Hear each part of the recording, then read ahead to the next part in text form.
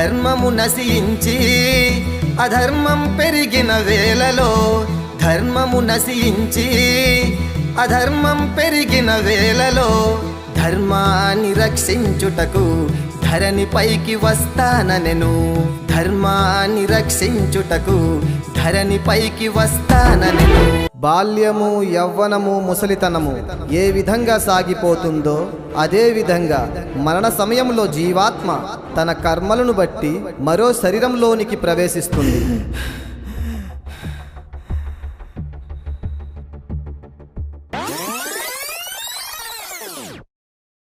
జయ జయ జయ హో భగవద్గీత, జాతి ఖ్యాతిని పెంచే రాత. జయ జయ జయ హో భగవద్గీత, సృష్టినంతటిని నడిపే విధాత. జయ జయ జయ హో భగవద్గీత, జాతి ఖ్యాతిని పెంచే రాత. జయ జయ జయ హో భగవద్గీత, సృష్టినంతటిని నడిపే విధాత. భగవద్గీతను చదవండి, మనం